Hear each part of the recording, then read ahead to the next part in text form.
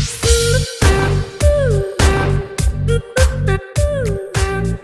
Student, आज हम लोग कुछ इंपॉर्टेंट क्वेश्चन करेंगे जिसमें हम लोग विदाउट फ्रैक्शन वाले क्वेश्चन करेंगे। कहीं भी हम मतलब स्मूथ सरफेस हम मान के चल रहे हैं। अभी हम लोगों ने फ्रैक्शन डिस्कस नहीं किया है, तो जितने भी क्वेश्चन करेंगे हम लोग वो सभी स्मूथ सरफेस पर होंगे। तो देखो कुछ इंपॉर्टेंट क्वेश्चन हम लोग देखेंगे आज। तो एक क्वेश्चन देखो कुछ इस टाइप का है। ये एक रॉड है और इसका मास m एंड लेंथ l। ये रॉड है, इसका मास m एंड लेंथ l। इस पर दो फोर्स लगे हैं F1 एंड F2 और ये हम मान ले रहे हैं F1 ग्रेटर देन F2, ये हम एज्यूम कर रहे हैं, ठीक है। और इस वाले पॉइंट पर मतलब यहाँ से y डिस्टेंस पर, यहाँ से कितना डिस्टेंस, y डिस्टेंस पर हमें क्या बताना है, या इसको x ले लेते हैं, चलो यहाँ से x डिस्टेंस पर हमें टेंशन बताना है इस पॉइंट पर। तो इस पॉइंट पर देखो, इसमें क्या है, जो हमारे पास रॉड है इसमें मास है, तो मास है तो हर पॉइंट पर क्या होगा, टेंशन चेंज होता जाएगा। तो इसको हमने x का फंक्शन बना दिया है, ठीक है। तो यहाँ से देखो x पर अगर हम टेंशन इधर t यहाँ पर कैलकुलेट मान लेते हैं, तो इस सेम पॉइंट पर तो टेंशन सेम ही होगा, एक ही सिंगल पॉइंट ले रहे हैं। बट अगर ये पॉइंट चेंज कर देंगे, इधर आ जाएंगे या इधर आ जाएंगे, तो उसके अकॉर्डिंग टेंशन चेंज हो जाएगा, क्योंकि मास चेंज हो रहा है, ठीक है। तो इस पॉइंट पर हमने टेंशन मान लिया। अब यहाँ पर हमें क्या निकालना है, यही टेंशन निकालना है। तो यहाँ पर टेंशन हम दोनों साइड से निकाल सकते हैं। आप चाहे इस साइड से निकालो या इस साइड से निकालो। तो देखो हम दोनों निकाल के बता दे रहे हैं। तो पहले हम इस साइड से टेंशन निकाल रहे हैं, इस साइड से अगर टेंशन निकालेंगे तो पहले इसका टोटल एक्सेलरेशन लिख लेते हैं। टोटल एक्सेलरेशन क्या हो जाएगा, A equal to total resultant force. तो रिजल्टेंट फोर्स क्या हो जाएगा, F1 इस डायरेक्शन में, F2 इस डायरेक्शन में। तो मूवमेंट किधर होगा, F1 डायरेक्शन में, क्योंकि F1 क्या है, greater then F2। But acceleration क्या हो जाएगा, F1 minus F2 resultant force अपान टोटल मास जो हमें दिया हुआ है m। तो ये हो गया हमारा एक्सेलरेशन। अब इस वाले पार्ट का केवल एक्सेलरेशन हम देखते हैं। इस वाले पार्ट का एक्सेलरेशन क्या हो जाएगा, इस वाले पार्ट के लिए हम इक्वेशन लिखते हैं। तो इस पर देखिए, इस पार्ट पर, इस पॉइंट पर F1 इधर लगा है, मोशन इधर हो रहा है।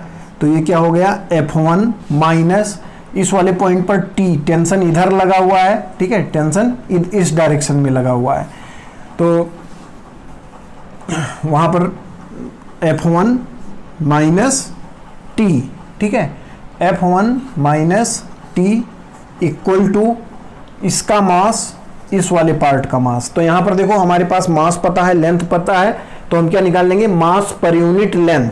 तो मास पर यूनिट लेंथ क्या हो जाएगा, m बाई l क्या हो गया, मास पर यूनिट लेंथ।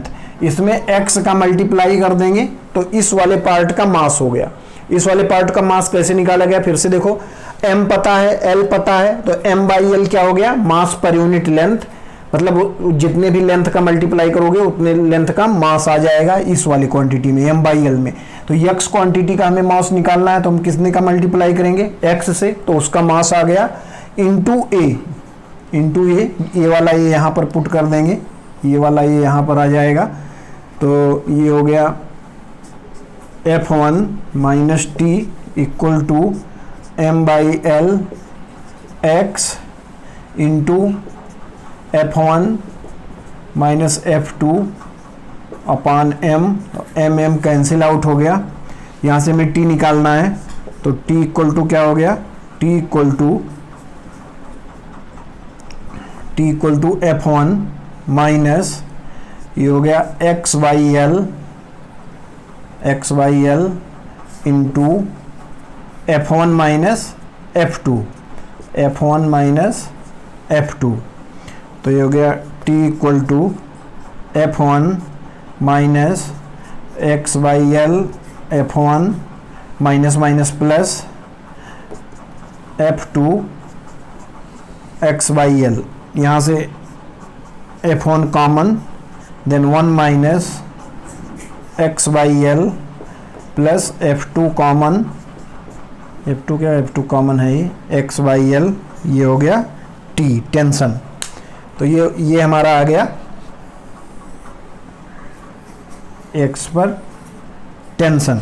ठीक है, अब यहाँ पर देखो अगर हम x इक्वल टू 0 पुट कर दें तो ये वाला पार्ट 0 हो जाएगा, ये 0 हो जाएगा, मतलब इस वाले पॉइंट पर क्या है टेंशन F1, जो F1 हमारा फोर्स लगा हुआ है। ऐसे अगर हम x इक्वल टू क्या पुट कर दें L, x इक्वल टू क्या पुट कर दें x इक्वल टू L, तो ये क्या हो जाएगा 1/1, तो ये वाला क्वांटिटी 0 हो जाएगा, ये 1 हो जाएगा, तो इधर टेंशन क्या हो जाएगा F2। तो इसका मतलब हमने दोनों पॉइंट पर चेक कर लिया, दोनों पॉइंट पर सही हमारा आ रहा है, इसका मतलब ये करेक्ट है। तो हमने इस साइड से टेंशन निकाला है, अब आपको समझाने के लिए इस साइड से भी निकाल देता हूँ जो कि सेम आएगा। तो इस साइड से टेंशन निकालने के लिए इस वाले जो हमने रेड से किया है, रेड वाले ये ब्लैक से इसे मैंने इंडिकेशन कर दे रहा हूँ इंडिकेट करने के लिए। तो ये इस वाले का हमें क्या लेना है, इस पर फोर्स एंड इस पर मास। तो इस पर फोर्स देखो क्या है T इस डायरेक्शन में, F2 इस डायरेक्शन में। कौन सा फोर्स बड़ा है T, क्योंकि मूवमेंट उस डायरेक्शन में हो रहा है। तो इस पर जो फोर्स इक्वेशन लिखेंगे हो जाएगा T minus F2, total force इस वाले पार्ट पर। अब इसका मास लिखना है, तो मास के लिए मास पर यूनिट लेंथ M/L जो यहाँ हमने यूज किया था। अब इंटू x किया था तो इधर वाला मास आ गया था, इधर वाला लेंथ क्या है L माइनस एक्स, ये पूरा लेंथ क्या हो जाएगा, ये लेंथ हो जाएगा L माइनस एक्स, यहाँ तक और यहाँ तक L माइनस एक्स। तो यहाँ पर किसका मल्टीप्लाई कर देंगे L माइनस एक्स इंटू ए। एक्सेलरेशन दोनों का सेम है क्योंकि दोनों साथ साथ चल रहे हैं। तो ये T इक्वल टू क्या हो गया, F2 इधर आ गया, plus M L minus x by L into a क्या हो गया F1 minus F2 by M। तो M से M cancel out, T equal to F2L, या भी F2 ही रहने देते हैं, F2 प्लस, अब यहाँ पर देखो इसको मल्टीप्लाई करके लिखना है तो बाई L हो गया L F1 minus L F2 minus X F1 plus X F2। अब L को पूरे में LCM ले लेते हैं तो ये हो गया L, ये हो गया F2L L F1 minus F2L minus X F1 plus X F2। तो ये और ये cancel out, F2L plus F2L minus. तो यहाँ पर देखिए F1 इसमें कॉमन आ जाएगा, तो यहाँ पर कॉमन लेंगे F1, तो यहाँ पर क्या होगा L बाई L जो कि 1 हो जाएगा, minus X by L plus F2 और यहाँ पर X बाई L, ये हो गया हमारा T जो कि इस डायरेक्शन इस साइड से भी सेम आया था जब हमने टेंशन निकाला था। तो इधर से हमने टेंशन निकाला तो ये आ गया। यहाँ भी आप दोनों साइड में पुट करके देख सकते हैं। अगर x को आप क्या पुट कर दो 0 पुट करेंगे, x इक्वल टू 0, तो ये क्वांटिटी क्या हो जाएगा 0 और ये क्या हो जाएगा, ये भी 0 हो जाएगा। तो यहाँ से आ गया F1, मतलब इस वाले पॉइंट पर टेंशन F1 है। अगर x equal to L put कर दो तो ये 1/1 1 माइनस 1 0, ये 1 मतलब F2 इस पॉइंट पर क्या है F2 है। ऐसे अगर L/2 पर हमें निकालना हो, L/2 पर टेंशन निकालना हो तो यहाँ पर L/2 पुट कर लो, किसी भी दोनों से सेम ही इक्वेशन है, किसी में भी T L/2 पर निकालना हो, T एट L/2 तो F1 माइनस ये क्या हो जाएगा L/2 by L plus F L/2 by L। तो ये हो गया F, ये 1 माइनस हाफ प्लस F2 1/2, तो ये हो गया F1 है, ये F1/2 प्लस F2/2। तो T एट L/2। L/2 पर क्या हो जाएगा, दोनों को हाफ हाफ से डिवाइड हो जाएगा। तो टेंशन अगर निकालना हो L/2 मतलब इस आधे पर टेंशन क्या है, तो ये आ जाएगा F1/2 प्लस F2/2। तो इस टाइप से ये इंपॉर्टेंट क्वेश्चन था, मतलब हर एक पॉइंट पर टेंशन चेंज कर रहा है, तो इस पर आप किसी भी पॉइंट पर टेंशन निकाल सकते हो। एक्स का कहीं वैल्यू भी दिया हो 1 मीटर 2 मीटर, तो उसके अकॉर्डिंग आप वैल्यू पुट करके इसमें कहीं भी टेंशन निकाल सकते हो। चलिए ये क्वेश्चन देखते हैं। यहाँ पर देखिए क्वेश्चन दिया हुआ है, find the acceleration of block 5 kg and 10 kg। ये block 5 kg and 10 kg if F is, 3 part दिया हुआ है, if F is 100 Newton, F is 300 Newton, F is 500 Newton. तो ये F यहाँ पर लगाया गया है। सब पुली स्मूथ है, मतलब वेटलेस एंड स्मूथ माना गया है, सब मतलब आइडियल है। तो यहाँ पर देखिए सबसे पहले हम फर्स्ट कंडीशन देखते हैं 100 न्यूटन। अगर यहाँ पर क्या लगाया गया, F इक्वल टू 100 न्यूटन, तो अगर यहाँ 100 लगाया गया तो ये 2 पार्ट में डिवाइड हो जाएगा। तो यहाँ के पर कितना हो गया 50 न्यूटन, देन 50 न्यूटन। अब ये 52 पार्ट में डिवाइड होगा, तो यहाँ पर कितना लगा 25 न्यूटन, 25 न्यूटन। बट इसको ऊपर उठाने के लिए कितना फोर्स चाहिए, 5 kg है, G इक्वल टू 10 मान लेते हैं, तो यहाँ पर चाहिए 50 न्यूटन, और ये 100 है तो यहाँ पर 10 है तो यहाँ पर चाहिए 100 न्यूटन। मतलब मिनिमम फोर्स क्या चाहिए इसको ऊपर उठाने के लिए, इसको ऊपर उठाने के लिए मिनिमम फोर्स 50 न्यूटन एंड इसको 100 न्यूटन। तो यहाँ पर देखो 25 न्यूटन लग रहा है, यहाँ 25 न्यूटन लग रहा है, तो मतलब कोई भी वेट ऊपर नहीं जाएगा, ये रेस्ट में रहेगा पूरा वेट, केवल टेंशन आ जाएगा स्ट्रिंग में। बस टेंशन कैसे कैसे आएगा, यहाँ 50 न्यूटन, यहाँ 50 न्यूटन, यहाँ 25, यहाँ 25, और इसमें इस वाले में अगर टेंशन देखा जाए तो 100 जो कि F लगाया गया है। ठीक है, तो फर्स्ट वाला जो हमारा पार्ट है, फर्स्ट पार्ट ए में क्या आ गया, a of block 5 0, a of block 10 0, तो दोनों का क्या आ गया 0 metre per second square, 0 metre per second square. तो ए पार्ट तो 0 है। बी पार्ट की बात करते हैं, तो बी पार्ट में देखो बी, अब इसको हम यहाँ से हटा देते हैं ए वाले को। अब ये हो गया F इक्वल टू 300, ठीक है, F इक्वल टू 300। तो अब F इक्वल टू 300 है, तो यहाँ पर कितना टेंशन आएगा 150 न्यूटन, हाफ 300 का हाफ 150 न्यूटन। यहाँ पर फिर से हाफ हो जाएगा, तो यहाँ पर कितना आ गया 75 न्यूटन, यहाँ भी 75 न्यूटन। तो इसमें ग्रेविटेशनल फोर्स कितना, यहाँ पर वेट क्या लगा रहा है 50 न्यूटन, मतलब यहाँ पर फोर्स लगा रहा है 50 न्यूटन, ऊपर क्या लग रहा है 75 न्यूटन। तो इस वाले मास में तो ऊपर को एक्सेलरेशन आ गया, बट यहाँ पर जब तक 100 का मतलब 100 न्यूटन का फोर्स ऊपर नहीं आएगा तब तक इसमें कोई भी मूवमेंट नहीं होगा। तो केवल किस ब्लॉक में आएगा एक्सेलरेशन, 5 वाले में।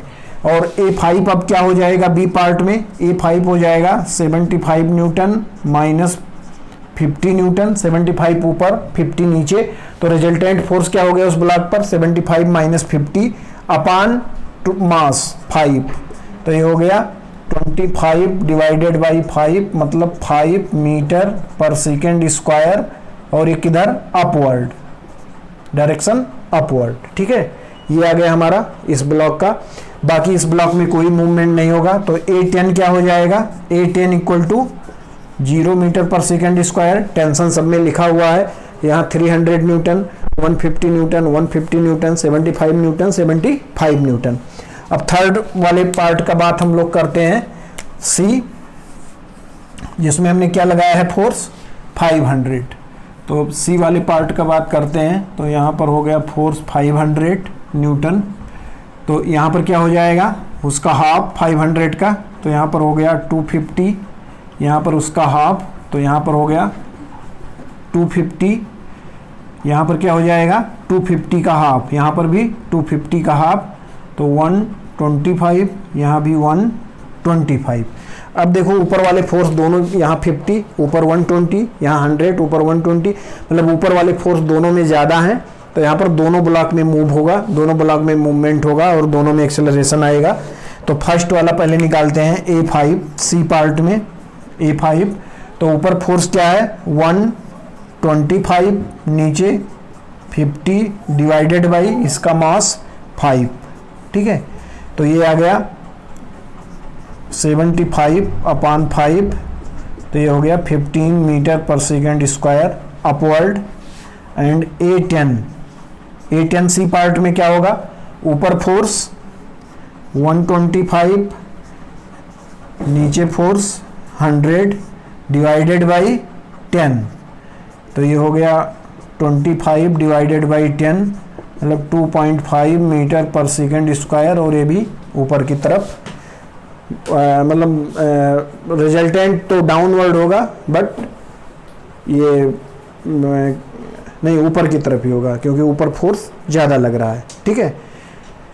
तो यहाँ से 2.5 मीटर पर सेकेंड आ रहा है सी पार्ट में। इसका एक्सेलरेशन कितना हो गया, फर्स्ट वाले का एक्सेलरेशन हो गया 15 metre per second, 15 metre per second. इसका एक्सेलरेशन कितना हो गया 2.5 मीटर पर सेकेंड। तो अगर ये पुली देखना हो, ये पुली कितने से ऊपर जाएगी, तो यहाँ से 15, यहाँ से कितना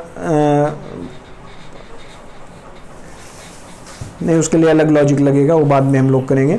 अभी यहाँ पर हम दोनों ब्लॉक का केवल एक्सेलरेशन देख रहे हैं, 15 metre per second square and 2.5 metre per second square. And इस कंडीशन में टेंशन देखना हो तो यहाँ पर 250 न्यूटन, 250 न्यूटन, 125 न्यूटन, 125 न्यूटन। इसका एक्सेलरेशन सी पार्ट में जब हमने 500 लगाया है तो उस समय होगा 15 मीटर पर सेकेंड स्क्वायर, इसका होगा 2.5 मीटर पर सेकेंड स्क्वायर, और दोनों का एक्सेलरेशन अपवर्ड होगा विथ रिस्पेक्ट टू ग्राउंड। यहाँ पर देखिए एक बहुत अच्छा क्वेश्चन दिया हुआ है जो कि प्रीवियस क्वेश्चन से थोड़ा सा लिंक है। अगर आपको प्रीवियस क्वेश्चन समझ में आया होगा तो ये अच्छे से समझ में आ जाएगा। यहाँ पर देखिए ये एक ऐसे ब्लॉक सिस्टम दिया हुआ है जहाँ ये दोनों अभी ग्राउंड पर रखे हुए हैं और इस पर एक वेरिएबल फोर्स लगाया गया है F = 20t, मतलब टाइम के साथ फोर्स वेरी कर रहा है। तो यहाँ पर पूछा गया है velocity of 1 kg when 2 kg lose contact with the floor. उस समय इसका वेलोसिटी क्या होगा 1 kg वाले का, जिस समय ये कांटेक्ट यहाँ से छोड़ने वाला होगा, मतलब ग्राउंड से ऊपर उठने वाला होगा, जस्ट उस पॉइंट पर इसका क्या बताना है, हमें वेलोसिटी बताना है। एंड सेकेंड पॉइंट क्या है, height ride by the pulley up to that instant. ये वाला पुली उस समय कितना ऊपर जा चुका होगा वो हमें उसका हाइट बताना है, ठीक है। तो ये देखो काफ़ी इंपॉर्टेंट क्वेश्चन है, इसमें वेरिएबल फोर्स लग रहा है। तो अगर ऊपर 20t फोर्स लग रहा है तो उसका हाफ यहाँ पर हो जाएगा, यहाँ पर कितना लग जाएगा उसका हाफ, मतलब 10t। यहाँ पर भी क्या लग जाएगा 10t, ठीक है। अब देखो इस ब्लॉक में मूवमेंट कब आएगा, ये सबको क्लियर हो गया। अगर यहाँ F = 2t होता तो t इधर, मतलब यहाँ पर जितना फोर्स होगा ऊपर डबल लगेगा, तो इधर 20t लग रहा है तो इस पर हमने 10t कर दिया, मतलब इसका हाफ, मतलब दोनों को ऐड करेंगे तो 20t आ जाएगा, ठीक है। ये सबको क्लियर है। अब यहाँ पर देखो जब तक यहाँ पर 1 kg है तो G = 10 ले लेते हैं, तो जब तक यहाँ पर 10 न्यूटन फोर्स नहीं लगेगा तब तक इसमें मूवमेंट नहीं होगा, जब तक यहाँ पर 20 न्यूटन फोर्स नहीं लगेगा तब तक इसमें मूवमेंट नहीं होगा। ये दो पॉइंट सबको क्लियर है। अब देखो यहाँ पर टाइम क्या आएगा मूवमेंट होने का, जब ये दोनों फोर्स इक्वल हो जाए उसके बाद मूवमेंट शुरू होगा। तो कितने टाइम बाद ये दोनों फोर्स इक्वल हो जाएंगे, ये निकालने के लिए यहाँ पर 10t = क्या कर देंगे 10, तो यहाँ पर t = क्या आ गया 1 सेकेंड, मतलब 1 kg वाले ब्लॉक का मूवमेंट कितने सेकेंड बाद होना शुरू होगा 1 सेकेंड। 1 सेकेंड तक कोई मूवमेंट इसमें नहीं होगा, क्लियर। ऐसे ही 2 kg वाले का अगर मूवमेंट हमें निकालना हो तो कितने सेकेंड बाद आ जाएगा, तो 10t = 20, तो यहाँ से t = आ गया 20 सेकेंड। तो ये 1 kg के लिए है, फॉर 1 kg, ये है फॉर 2 kg। मतलब 1 kg वाला कम मूव करना शुरू कर देगा 1 सेकेंड बाद, 2 kg वाला कम मूव करना शुरू कर देगा 2 सेकेंड बाद। तो इसका मतलब 2 सेकेंड बाद पर जब ये मूव करना शुरू करेगा जस्ट उसी समय हमें वेलोसिटी निकालना है, मतलब 2 सेकेंड बाद इसका वेलोसिटी निकालना है और 2 सेकेंड बाद इसका हाइट निकालना है। बट सबको ये क्लियर होना चाहिए कि 1 सेकेंड तक ना तो इसमें कोई मूवमेंट था, ना मतलब ना तो कोई वेलोसिटी थी, ना तो कोई हाइट था। तो 1 सेकेंड तक इसमें वेलोसिटी 0 है, हाइट 0 है। 1 से 2 सेकेंड के बीच का सारा खेल है, वो 1 से 2 सेकेंड के बीच में ही जो कुछ होना है वो होना है। तो 1 से 2 सेकेंड के बीच में इसका क्या निकालना है, वेलोसिटी निकालना है, और 1 से 2 सेकेंड के बीच में ही कितना हाइट चलेगा वो निकालना है। तो अगर आप वेलोसिटी उस समय अगर आपको मिल जाए तो उसको क्या सेकंड से मल्टीप्लाई करके आप हाइट नहीं निकाल सकते हैं, क्योंकि यहाँ पर हर एक पॉइंट पर वेलोसिटी वेरिएबल है, क्योंकि हर एक पॉइंट पर फोर्स वेरिएबल है। अगर फोर्स वेरिएबल है तो एक्सेलरेशन वेरिएबल है, अगर एक्सेलरेशन कांस्टेंट हो तब भी वेलोसिटी वेरिएबल है, एंड एक्सेलरेशन अगर वेरिएबल हो तो वेलोसिटी वेरिएबल है ही। ठीक है, ये पॉइंट सबको क्लियर है। फिर से एक बार सुनो, फोर्स वेरिएबल है तो एक्सेलरेशन वेरिएबल है, एक्सेलरेशन वेरिएबल है तो वेलोसिटी वेरिएबल है, बट अगर एक्सेलरेशन कांस्टेंट भी होता तो भी वेलोसिटी वेरिएबल होता है। ठीक है, तो इसके लिए सबसे पहले इसका हम इक्वेशन लिखते हैं। तो इसमें हमें ऊपर को इसको हमें मूवमेंट करवाना है, तो इसका इक्वेशन क्या हो जाएगा, 10t ऊपर का force 10t minus 10 equal to m कितना, मतलब ma।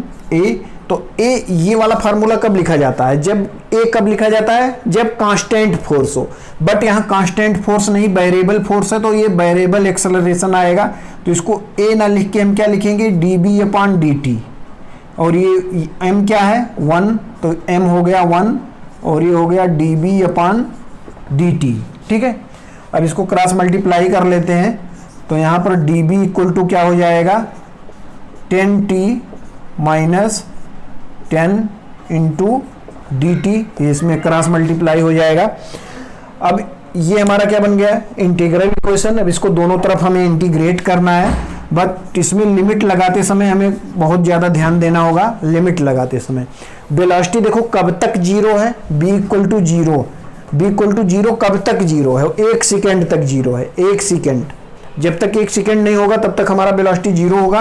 तो वेलोसिटी शुरू कब से होगा, मतलब 0 1 सेकेंड तक है। अब और कहाँ तक हमें वेलोसिटी निकालना है, 2 सेकेंड तक, 1 से 2 सेकेंड तक हमें वेलोसिटी निकालना है। तो ये हो गया 1 से 2, और उस समय ये वेलोसिटी हो जाएगा b, 2 सेकेंड पर वेलोसिटी b हमारा हो गया।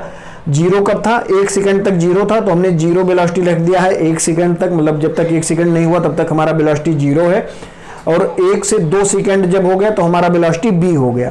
ठीक है, यहाँ पर फिर से समझिए, 1 सेकेंड तक वेलोसिटी 0 है, 2 सेकेंड पर ये फ्लोर छोड़ना शुरू कर देगा, तो 1 से 2 सेकेंड के बीच में हमें वेलोसिटी निकालना है, क्योंकि यहाँ पर क्या दिया हुआ है, velocity of 1 kg when 2 kg lose the contact with the floor, मतलब जब ये कॉन्टैक्ट लूज करना शुरू करता है, छोड़ना शुरू करता है, उस समय में वेलोसिटी निकालना है 1 kg का। तो इसको हम इंटीग्रेट करेंगे, तो यहाँ पर आ गया v इक्वल टू ये हो जाएगा 10t² माइनस 10t लिमिट 1 से 2, तो ये कितना हो जाएगा 5t²। इसको हम 5t² लिख ले रहे हैं, 5t²। तो लिमिट लगाइए, यहाँ पर लिमिट लगाएंगे तो क्या हो जाएगा,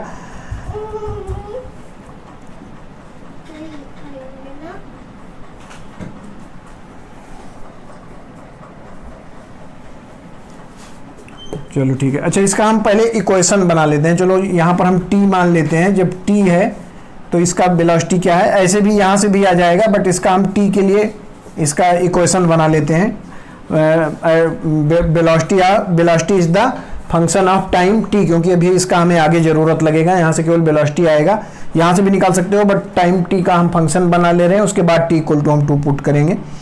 तो यहाँ पर देखिए ये हो गया 5t² माइनस 10t, तो ये हो गया 5t² minus 10t minus of 1 रखेंगे यहाँ पर, तो ये हो गया 5 माइनस 10, तो ये ओवरऑल -5 हो गया, माइनस माइनस +5, तो ये हो गया 5t² माइनस t प्लस 5। ये हमारा आ गया velocity with the function of time t, but t क्या है, greater than or equal to 1। यहाँ पर इसको ऐसे लिखोगे b 5t² minus t equal to 5t² minus 10t plus 5 where t equal to greater than or equal to 1। मतलब ये इससे छोटा नहीं हो सकता है वेलोसिटी के लिए, क्योंकि इससे जब छोटा था तो हमारे पास वेलोसिटी 0 था। ठीक है, तो अब ये ग्रेटर देन इक्वल टू 2। अब देखो हमें वेलोसिटी कब चाहिए, जब ये ग्राउंड छोड़ने वाला हो। तो कब ग्राउंड छोड़ने वाला है, 2 सेकेंड पर। तो यहां पर पुट कर देंगे, put t equal to 2 second. तो यहां पर पुट करेंगे तो ये हो जाएगा 5 × 4 माइनस 20 प्लस 5। तो 5 × 4, ये भी 20, ये भी 20, कैंसिल आउट, ये और ये, तो आ गया 5 मीटर पर सेकेंड। मतलब उस समय हमारा आंसर जो आ गया वो क्या आ गया, 5 मीटर पर सेकेंड। पहले वाले ऑप्शन पार्ट का ऑप्शन आ गया। अब निकालना है ये कितना हाइट चला होगा, इस पुली को निकालना है।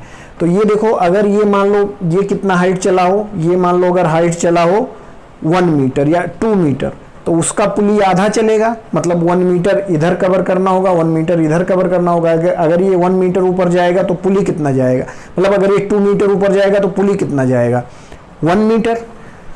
पुली 1 मीटर क्यों जाएगा, क्योंकि मान लो ये 1 मीटर, अगर ये टोटल 2 मीटर आया ऊपर, तो यहाँ से 1 मीटर ये गया, यहाँ से 1 मीटर, तो टोटल जो थ्रेड लगेगा वो कितना लगेगा, 2 मीटर लगेगा। तो मतलब जितना ये ऊपर जाएगा उसका हाफ ऊपर पुली जाएगा। ये सबको क्लियर है।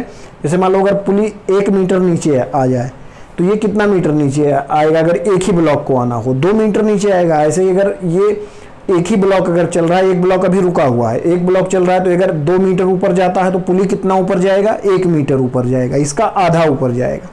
ठीक है, तो यहाँ पर देखो अब हमें इसका हाइट का इक्वेशन निकालना है। तो यहाँ से हमारे पास वेलोसिटी है विद द टाइम। यहाँ से देखो हमारे पास वेलोसिटी है, किसका फंक्शन है, ये टाइम का फंक्शन है। तो इसको क्या लिख सकते हैं, v को लिख सकते हैं dy/dt, dy/dt। तो यहाँ से dy/dt इसको हमने लिख लिया। तो यहाँ से देखो क्या हो गया, dy इक्वल टू, इधर मल्टीप्लाई हो जाएगा 5t² minus 10t plus 5 into dt। अब यहाँ फिर से इंटीग्रल इक्वेशन बन गया, फिर से इंटीग्रेट करेंगे। अब देखो y कब तक 0 है, y कब तक 0 है, 1 सेकेंड तक 0 है। ठीक है, 1 सेकेंड तक 0 है। तो y 1 सेकेंड तक 0 है। इसके बाद हमें कब तक निकालना है, 2 सेकेंड तक निकालना। अब यहाँ हम डायरेक्ट 2 लिख ले रहे हैं, इसको y का फंक्शन नहीं बना रहे हैं, क्योंकि हमारे पास 3 सेकंड पे निकालना होता तो y का फंक्शन बना लेते हैं, हमें 2 सेकंड पे ही निकालना है। उसके इसको हमने फंक्शन इसका क्यों बनाया, क्योंकि इसका यहाँ यूज हो रहा था। अभी इसके आगे इसका कोई यूज नहीं है, तो इसको हम डायरेक्ट 2 सेकंड यहाँ पर लिमिट पुट कर दे रहे हैं। तो यहाँ पर इसको हम हाइट मान ले रहे हैं h। तो यहाँ से h इक्वल टू आ जाएगा, इसका इंटीग्रेट करेंगे तो ये क्या हो जाएगा, 5t³/3 माइनस ये होगा t²/2। तो 2 से 10 को कैंसिल आउट करेंगे तो 5 हो जाएगा। तो ये हो गया 5t² प्लस 5t लिमिट 1 से 2। तो पहले 2 पुट कर देते हैं। तो ये हो गया 5 × 2⁻3 मतलब 8 डिवाइडेड बाई 3 माइनस 4 × 5 20 प्लस 10। ये हो गया minus of 5/3 minus 1t equal to 1 put कर रहे हैं 5 एंड प्लस 5। तो ये कैंसिल आउट हुआ, यहाँ माइनस 5/3 हो गया। तो ये क्या हो गया, 840/3, ये माइनस 10 माइनस 5/3। तो नीचे सब 3 हो गया, 40 माइनस 30 माइनस 5। तो ये गया 40 माइनस 35 मतलब 5/3 मीटर। ये 5/3 मीटर क्या आ गया, h इक्वल टू क्या आ गया, 5/3 3 मीटर, मतलब ये हाइट कौन ऊपर जा रहा है, h। 1 kg का ब्लॉक कितना ऊपर जा रहा है, कितना ऊपर जा रहा है, 5/3। तो जो h पुली ऊपर जाएगा वो इसका हाफ जाएगा, तो h ऑफ पुली क्या हो जाएगा, 5/3 डिवाइडेड बाई 2, तो ये कितना हो गया, 5/6 मीटर। तो ये पुली इतना ऊपर जाएगा, ये सेकेंड वाले का ये आंसर हो गया। और फर्स्ट वाले का आंसर क्या हो गया, 5 metre per second. 5 metre per second इसकी उस समय वेलोसिटी होगी जब ये इस फ्लोर को छोड़ने वाला होगा, मतलब 2 सेकेंड पर, ठीक है। जब 2 सेकेंड पर ये इसकी वेलोसिटी क्या होगी, 5 मीटर पर सेकेंड, उसी समय ये फ्लोर को छोड़ने वाला होगा। और उस समय कितना हाइट ये ऊपर जा चुका होगा, पुली कितना जा चुका होगा, 5/6 मीटर। जबकि ये ब्लॉक कितना जा चुका होगा, ये ब्लॉक जा चुका होगा 5/3 मीटर। तो ये काफ़ी इंपॉर्टेंट क्वेश्चन था वेरिएबल फोर्स का। इसको एक बार इसके प्रीवियस वाला क्वेश्चन को अच्छे से समझिए, फिर इस वाले क्वेश्चन को अच्छे से समझिए, तब समझ में आएगा। चलिए एक इम्पॉर्टेंट क्वेश्चन करते हैं जो कि यूरोडोम में भी दिया हुआ है। थोड़ा सा टफ क्वेश्चन है, बट अगर समझने की कोशिश करेंगे तो समझ में आ जाएगा। ये स्मूथ सरफेस है, इस पर ये एक बेज रखा हुआ है जिसका मास है कैपिटल M, ठीक है। और इस पर एक और ब्लॉक रखा हुआ है, इसका मास है स्मॉल m। और ये सारा सरफेस स्मूथ है, ये वाला भी सरफेस स्मूथ है। तो इसको फ्री फॉल के लिए छोड़ दिया जाता है। तो इसमें एक्सेलरेशन बताना है, acceleration of wedge and acceleration of block, ठीक है। तो एक्सेलरेशन ऑफ बेज हम इधर मान लेते हैं, ये इस पर एक नॉर्मल रिएक्शन लगाएगा तो इस पर इधर को एक फोर्स आ जाएगा, जिससे इसमें मान ले रहे हैं इधर को एक्सेलरेशन आ गया a, और इसका एक्सेलरेशन यहाँ पर हमने मान लिया a, स्मॉल a जो कि इसके रिस्पेक्ट में है, बेज के रिस्पेक्ट में, ठीक है। और ये ग्राउंड के रिस्पेक्ट में है। तो यहाँ पर हमें दोनों का एक्सेलरेशन निकालना है, बेज का एंड ब्लॉक का। तो यहाँ पर देखिए, ये सबको पता है कि यहाँ पर एक नॉर्मल रिएक्शन ऊपर की तरफ लगेगा, इसको हम बोलेंगे n।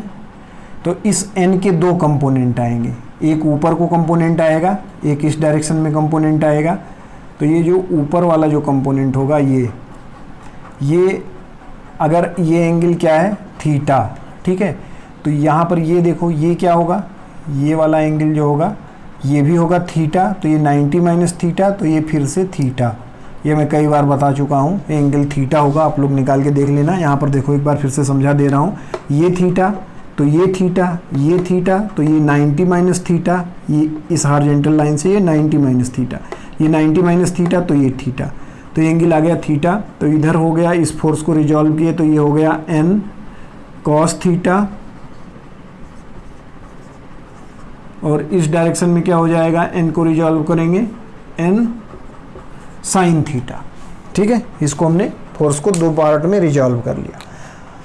अब इस पॉइंट पर देखो, जो ये जो नॉर्मल रिएक्शन उधर लग रहा है वही बेज पर इधर लगेगा। तो ये इधर को क्या लगाएगा, नॉर्मल रिएक्शन यही बेज पे लगाएगा n साइन थीटा। ऐसे ही देखो, एक्सेलरेशन इसका a इस डायरेक्शन में है बेज के रिस्पेक्ट में, बस बेज भी इधर जा रहा है a से। तो एक एक्सेलरेशन यहाँ पर a और आ जाएगा इस डायरेक्शन में, ये आ गया एक्सेलरेशन ये इस डायरेक्शन में। तो इसका एक कंपोनेंट इसको क्या करेगा, कम करेगा। तो इसका एक कंपोनेंट ऊपर को आ जाएगा, किसका, इस वाले a का, जो कि होगा क्या, इस वाले a का कंपोनेंट देखो क्या होगा, ये एंगल कितना है, थीटा, ये एंगल थीटा, तो ये भी क्या हो जाएगा, थीटा। तो इसको इधर रिजॉल्व करेंगे तो क्या हो जाएगा, a cos थीटा। तो अब इस बेज का इस डायरेक्शन में रिजल्टेंट एक्सेलरेशन क्या हो गया, a minus a cos theta. इसका इधर a। अब फोर्स देखो इस पर कितना लग रहा है, n साइन थीटा, जो कि नॉर्मल रिएक्शन ये ब्लॉक इस पर लगा रहा है। इस ब्लॉक पर अगर normal reaction n sine theta लग रहा है तो वही सेम इस ब्लॉक बेज पर भी लग रहा है। चलिए एक बार फिर से इसको समझते हैं। इसका एक्सेलरेशन इधर हमने a मान लिया, इधर ये ब्लॉक वाले का एक्सेलरेशन हमने मान लिया small a with respect to wedge. तो इस पॉइंट का दो एक्सेलरेशन है, एक इस डायरेक्शन में, इस डायरेक्शन में, तो इसको हमने इस डायरेक्शन में रिजॉल्व कर लिया, एंगल थीटा, तो इधर हो गया ए कॉस थीटा, तो इसका इस डायरेक्शन में एक्सेलरेशन हो गया ए माइनस ए कॉस थीटा। ऐसे ही यहाँ नॉर्मल लग रहा है एन को दो पार्ट में डिवाइड किया, एन कॉस थीटा और इधर एन साइन थीटा, तो यही एन साइन थीटा जो नॉर्मल रिएक्शन है, यही इस बेज पर इधर को फोर्स लगा रहा है। तो इधर पहला फोर्स लिखते हैं, तो बेज पर जो फोर्स लग रहा है वो है एन साइन थीटा, यही इस बेज में एक्सेलरेशन लाएगा जो है कैपिटल एम ए। ये हमारा हो गया फर्स्ट इक्वेशन, ठीक है। अब सेकेंड इक्वेशन लिखते हैं इस बेज का, इस डायरेक्शन में ऐसे ऐसे, तो इधर फोर्स क्या लग रहा है, इधर एम जी नीचे लगता है, तो इस डायरेक्शन में क्या आता है एम जी साइन थीटा। कई बार मैं रिजॉल्व करके बता चुका हूँ, इसमें नहीं बताऊंगा क्योंकि कई फोर्स हो जाएंगे तो समझ में नहीं आएगा। तो इसका इधर एम जी बेग, तो इधर कितना हो जाता है एम जी साइन थीटा, तो इस पर टोटल फोर्स क्या लग रहा है small M G sine theta equal to, यही फोर्स इसका एक्सेलरेशन लाएगा, तो इसका एक्सेलरेशन क्या है A minus A cos theta into इसका मॉस, तो ये एम से एम कैंसिल आउट हुआ, तो यहाँ से ए इक्वल टू निकालेंगे, तो ये इक्वल टू क्या आएगा, ये इधर आएगा, तो ये हो गया जी साइन थीटा प्लस ए कॉस थीटा, ये हो गया हमारा इक्वेशन नंबर 2, ठीक है। अब यहाँ पर देखो हमने एन साइन थीटा का एक इक्वेशन बनाया है, तो इस ब्लॉक, ये ब्लॉक देखो अगर इस डायरेक्शन में आ रहा है तो इसका मतलब नीचे भी आ रहा है, तो इस ब्लॉक पर इधर फोर्स क्या लग रहा है एम जी, इसी एम जी को हम इधर रिजॉल्व किए थे, जो ये एम जी साइन थीटा आया था, इसी एम जी को इधर एम जी कॉस थीटा और इधर एम जी साइन थीटा, इधर क्या आएगा, इधर आएगा एम जी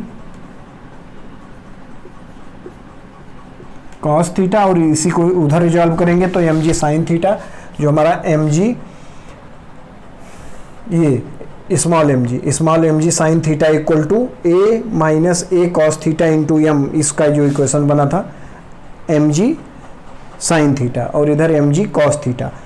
तो यहाँ पर देखो अगर इस डायरेक्शन में हमारा देखा जाए, क्या इस डायरेक्शन में क्या मूवमेंट हो रहा है वर्टिकल डायरेक्शन में, तो वर्टिकल डायरेक्शन में एम जी फोर्स बड़ा है, तो M G minus N cos theta equal to इस डायरेक्शन का एक्सेलरेशन। पहले फोर्स लिखते हैं वर्टिकल का, वर्टिकल में फोर्स क्या है स्मॉल एम जी नीचे माइनस एन कॉस थीटा ऊपर, और इस डायरेक्शन में एक्सेलरेशन, तो इस डायरेक्शन में एक्सेलरेशन लिखने के लिए इसको रिजॉल्व करना पड़ेगा इस डायरेक्शन में, किसको ए को, क्योंकि ये क्या करेगा, ये वर्टिकल एक्सेलरेशन में कोई भी चेंज नहीं करेगा क्योंकि इसमें 90 का एंगल बन रहा है, तो वर्टिकल एक्सेलरेशन में किसके अकॉर्डिंग आएगा ए के, तो ए को अगर इधर रिजॉल्व करेंगे किसको ए को, तो यहाँ पर देखो अभी हमने जो एंगल लिया है ये एंगल कितना है थीटा, तो ये 90 माइनस थीटा, तो इधर इसको रिजॉल्व करेंगे तो क्या आ जाएगा, ये वाला एंगल 90 माइनस थीटा है, तो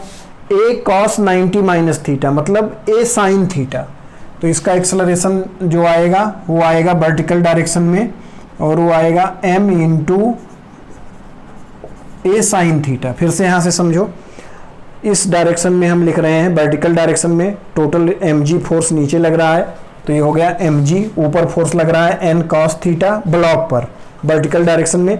अब इधर एक्सेलरेशन क्या होगा, ये एक्सेलरेशन कोई चेंज इसको नहीं करेगा क्योंकि इसके बीच में एंगल 90 बन रहा है, बट ये एक्सेलरेशन इसका एक कंपोनेंट आएगा वर्टिकल डायरेक्शन में, तो इसका कंपोनेंट क्या आ जाएगा, ये एंगल है थीटा, तो ये 90 माइनस थीटा, तो ए cos 90 माइनस थीटा मतलब ए साइन थीटा, ए साइन थीटा, ए साइन थीटा क्यों, ए cos 90 माइनस थीटा, तो ए cos 90 माइनस थीटा क्या हो जाएगा, ए साइन थीटा, तो ये हमने इसका इक्वेशन लिख लिया। अब यहाँ से हम लिख रहे हैं एक n cos थीटा, तो यहाँ से n cos theta equal to क्या हो जाएगा, ये इधर गया ये इधर आया, तो M G small M minus M ए साइन थीटा। अब इस वाले इक्वेशन नंबर 3, इक्वेशन नंबर 3 को इक्वेशन नंबर 1 से डिवाइड कर देते हैं, तो n कैंसिल आउट हो जाएगा, तो ये साइन थीटा इक्वल टू, ये मतलब एक ही इक्वल टू यहाँ लगा लेते हैं, divided by M A, capital M into A, ठीक है, capital M into A. N से एन कैंसिल आउट हुआ, इसको क्रॉस मल्टीप्लाई कर लेते हैं तो ये हो गया capital M a cos theta equal to small M G sine theta minus m sine square theta into a. तो इंटू ए का वैल्यू यहाँ से पुट कर देते हैं, तो यहाँ ए की जगह पर क्या पुट कर देते हैं, ए का वैल्यू, मतलब ये वैल्यू यहाँ पर लाके हमने पुट कर दिया ए की जगह पर। तो यहाँ पर क्या हो जाएगा, जी साइन थीटा प्लस ए कॉस थीटा, ये हो गया। अब इधर ऐसे ही लिख लेते हैं, M a cos theta equal to m ji sine theta minus m ji sine cube theta square plus ये क्यूब माइनस स्मॉल एम ए sine square theta into cos theta. इसको इधर ले आइए, इसको इधर लाएंगे तो प्लस हो जाएगा और ए कॉमन हो जाएगा, ये कैपिटल एम ये स्मॉल एम, तो केवल कॉमन क्या होगा ए, और कॉस थीटा यहाँ है, कॉस थीटा यहाँ है तो कॉस थीटा भी कॉमन हो गया, कॉस थीटा। तो यहाँ से क्या बचा, capital M plus small M sine square theta, ठीक है, ये कॉस कॉमन हो गया। अब यहाँ से देखो इन दोनों में क्या कॉमन आ जाएगा, small M G sine theta, तो ये हो गया 1 माइनस साइन स्क्वायर थीटा, तो यहाँ से हो गया एम जी sine theta 1 minus sine square theta cos square theta, तो इधर कॉस उधर कॉस स्क्वायर, तो इस कॉस से ये वाला स्क्वायर कैंसिल आउट हो गया। तो यहाँ से a इक्वल टू अब लिख लेते हैं, a इक्वल टू, तो उधर क्या आ रहा है, small M G sine theta cos theta divided upon capital M, ये capital M plus small M sine square theta. तो ये हमारा आंसर आ गया कैपिटल ए। अब हमें क्या निकालना है, स्मॉल ए।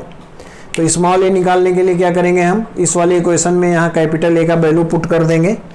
तो ये वाला इक्वेशन क्या है हमारा, a equal to g sine theta plus cos theta into a, तो ए की जगह ये वैल्यू पुट कर देते हैं हम, एम जी sine theta cos theta divided upon M plus M sine square theta, ठीक है। अब यहाँ इसको मल्टीप्लाई करेंगे तो ये स्मॉल ये क्या आ जाएगा, कैपिटल एम जी साइन थीटा, थोड़ा सा नीचे लिखते हैं,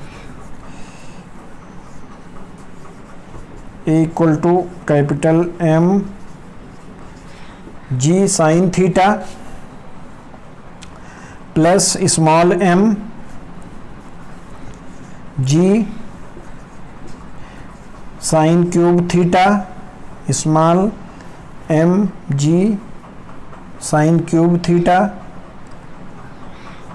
प्लस ये हो गया small M G sine theta cos square theta upon M plus